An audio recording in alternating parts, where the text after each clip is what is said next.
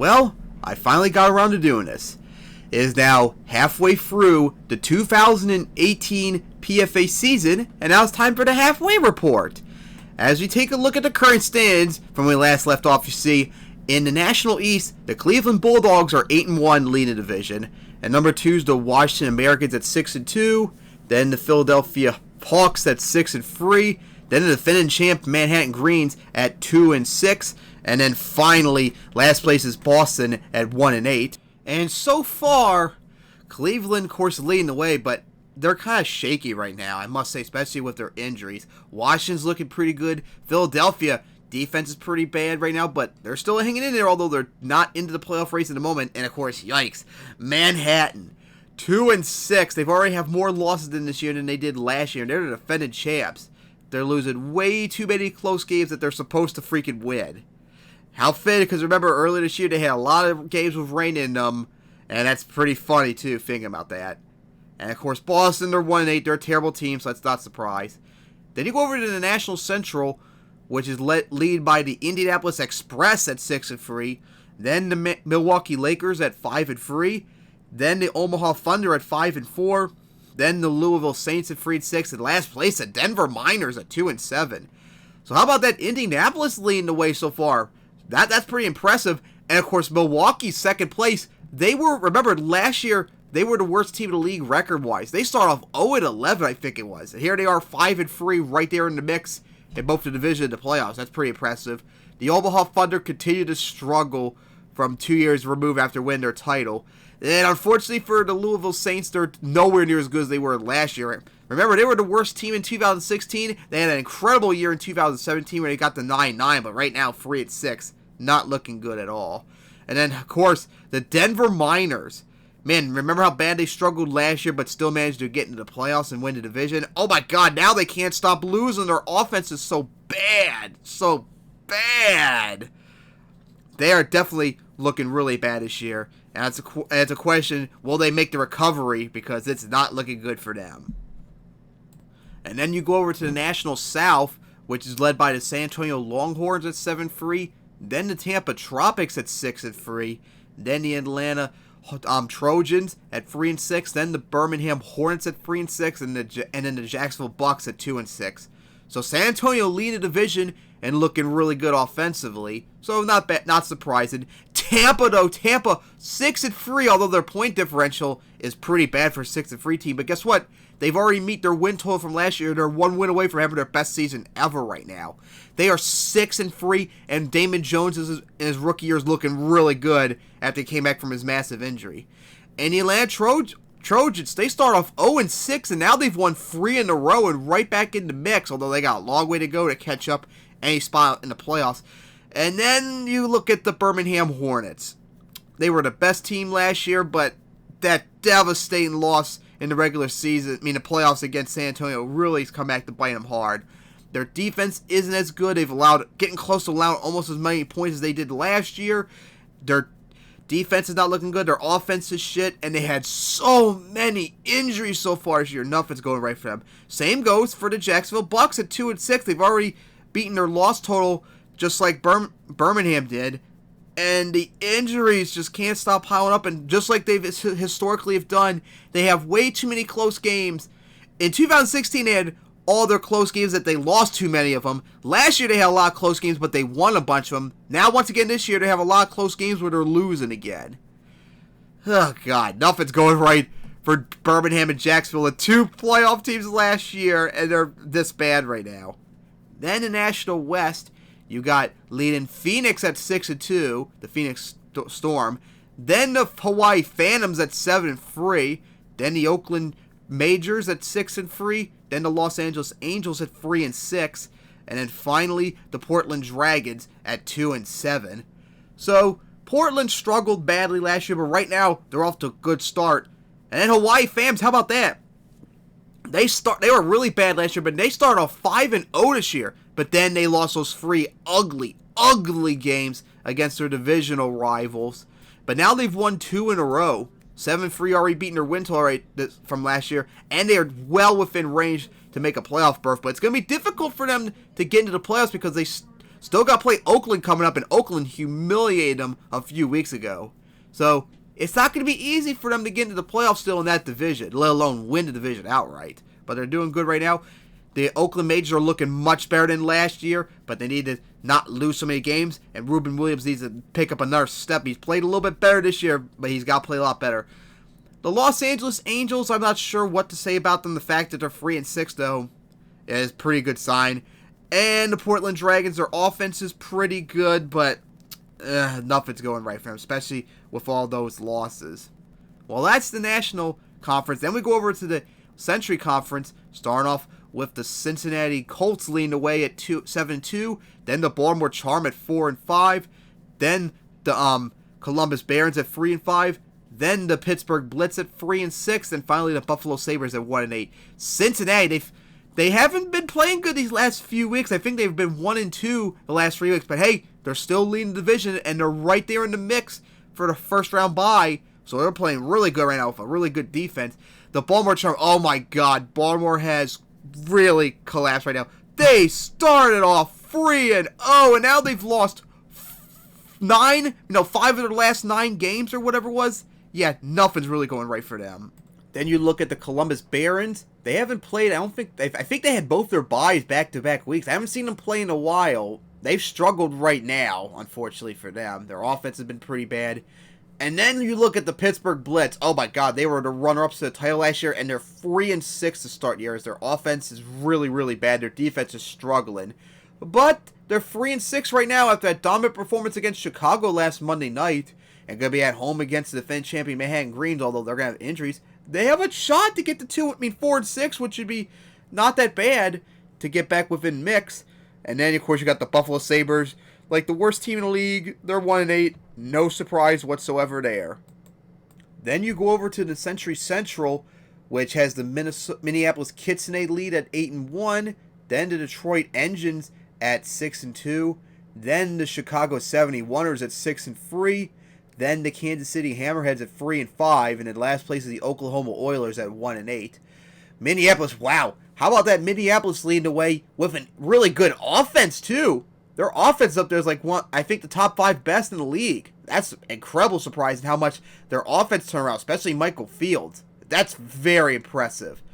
Then the Detroit Engines, I'd be a little bit worried about them. Yeah, they're 6-2, but they're nowhere near as good as they were last year right now. And Charles Cunningham is not getting the production like he did last year right now. But hey, they're 6-2 and are right there in the mix still in the playoffs, at least this late date. And then, of course, the Chicago 71ers. They won the division 2 years in a row and looked really good. Right now, unfortunately, they're struggling, although they are statistically, record-wise, almost around where they were last year. So, hey, they won it last year despite how competitive the division is. Maybe they can win it once again, perhaps. And then the Kansas City Hammerheads. They had a good start to the year, but unfortunately right now they're starting to take a tumble with their injuries and all. But they're still hanging in there. And then, oh my God, the Oklahoma Oilers. What happened to them? They're 1-8. They started off, I think it was 7-0 last year, and here they are 1-8. And their defense is so bad. And their offense is inconsistent, and then the injuries. Oh my God. Oklahoma's regularly had injury bugs every single year, but this one is really biting them hard this year. Jeez. How about all the hope and excitement they had this year? That's like gone. Then we go over to the Century South, which is led by the Dallas Stars at 7-2. Then it's the Miami Sharks at 6-3. Then the Orlando Astros at 3-5. Then the New Orleans Jazz at 3-6. And last place is the Houston Twisters at 1-8. How about that? Dallas leading the division right now. 6-game winning streak, surprisingly. They're looking pretty good, but hey, we've known Dallas these last 2 years. They've regularly had playoff appearances, but they choked on the final 2 weeks where they had a shot to get in. So I have a lot of doubt on them right now. But hey, they're half-second seed right now, so maybe they can still get it. And then you got the Miami Zombies. They've struggled so far this year, but they're 6-3. A weak 6-3, though. Then you have the Orlando Astros. They're actually a pretty good 3-5 team. They have well more 30-point differential for their record. So it's quite impressive that they're doing good statistically, but they can't win games. Same goes for New Orleans Jazz. not as good as Orlando, but they have scored more points than they allowed, but they can't stop losing games that they're supposed to win. And then you got the Houston Twisters. They have a really good defense, believe it or not, even though they're allowing a lot of points, but their offense is so bad. Of all the 1-8 teams outside of Oklahoma, I would say Houston's is probably the better of the teams. And they just finally got their first win of the year. They were the last winless team, so good on them. And then finally, the Century West, which is led by El Paso at 7-2, then Seattle Quakes at 6-3, then the San Francisco Union at 5-3, then the Las Vegas Gamblers at 4-5, and last up is the San Diego Rays at 3-6. So El Paso Mustangs lead the division at 7-2. They're playing really well. The Seattle Quakes, they struggle. Remember, I think they were 1-3 to start the year, but now they're 6-3 right now, and they're starting to turn it around. Although Jody Tucker has been struggling this year. San Francisco Union has been all over the place, but statistically they're playing better than their 5-3 record would indicate. But they're on their bye, so maybe next week when they finally play again, maybe it'll get back into position. And then, oh God, the Las Vegas Gamblers. They've had so much injuries. They start off 3-0, but just like the charm, they've gone 4-5, and they are looking really bad. They freaking lost to San Antonio last week on the road with Kevin Belcher back. They are just a really bad team. And then the San Diego Rays, they're a really bad team, and honestly, I think they're kind of overrated with their record, unlike Houston. But their defense is keeping them in their games, despite all their offensive woes and all that. So, with all in mind, what's my playoff predictions right now? Of course, right now, number one is Cleveland in the National Conference at 8-1. Then it's the Phoenix Storm at 6-2. Then the San Antonio Longhorns at 7-3. And then the Indianapolis Express at 6-3. And of course, it was the Hawaii Phantoms at 7-3. And then, it was the Washington Americans at 6-2. And then the Hawaii Phantoms at 7-3. Meanwhile, in the Century Conference, number one was the Minneapolis Kids today at 8-1. Then number two was Dallas at 7-2. Number three, El Paso at 7-2. And then number four, Cincinnati at 7-2. And then it was Detroit, number 5 at 6-2. And then the last spot was held by Chicago at 6-3. For the National East, I think Washington actually has a better shot to get it right now. But right now, Cleveland leads.